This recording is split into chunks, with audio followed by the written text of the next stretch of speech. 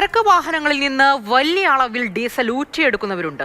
നെയ്യാറ്റിൻകര വെള്ളറടയിൽ ഇതിപ്പോൾ പതിവ് സംഭവമായിരിക്കുകയാണ്. കഴിഞ്ഞ ദിവസം 3 ലോറികളിൽ നിന്നാണ് ഡീസൽ ചോർത്തിയത്. എന്തായാലും ഡീസൽ മോഷ്ടാക്കളെ പിടികൂടാൻ അന്വേഷണം ഊർജിതമാക്കിയിട്ടുണ്ട് പോലീസ്.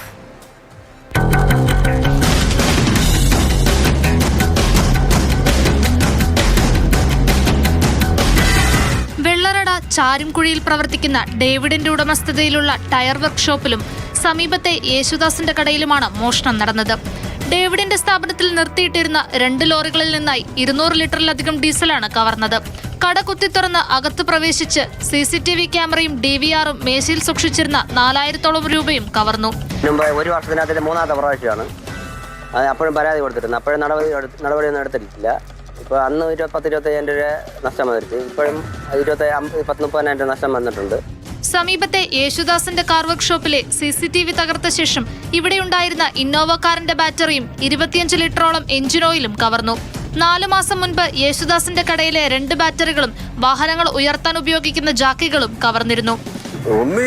കൊള്ളാടി സംഘങ്ങൾ അല്ലെങ്കിൽ കള്ളക്കടത്ത് സംഘങ്ങൾ പെട്രോൾ പമ്പിൽ പോകാനും പഠിച്ചിട്ട് അപ്പോൾ അവരെ പിടിക്കുമല്ലോ. പഠിച്ചിട്ട് ഇവിടുന്ന് നമ്മളെ പോലുള്ള വാഹനങ്ങൾ വർഷാവിലൊന്ന് പൊട്ടിച്ച് സ്ഥിരമായിട്ട് അടിച്ചിട്ട് പോകും.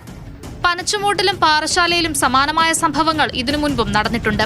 കള്ളക്കടത്തിന് ഉപയോഗിക്കുന്ന വാഹനങ്ങൾക്ക് പെട്രോൾ പമ്പുകളിൽ കയറാതെ ഡീസൽ ഉപയോഗിക്കുന്നതിന് വേണ്ടിയാവാം ഇത്തരത്തിൽ വ്യാപകമായ ഡീസൽ കവർച്ചകൾ നടക്കുന്നതെന്നാണ് ആരോപണം. മോഷണം നടന്ന സ്ഥലത്തെ CCTV-യും ഫോൺ കോളുകളും കേന്ദ്രീകരിച്ച് അന്വേഷണം ആരംഭിച്ചതായും പ്രതികളെ ഉടനെ പിടികൂടാൻ കഴിയുമെന്നും വെള്ളറട പോലീസ് വ്യക്തമാക്കി.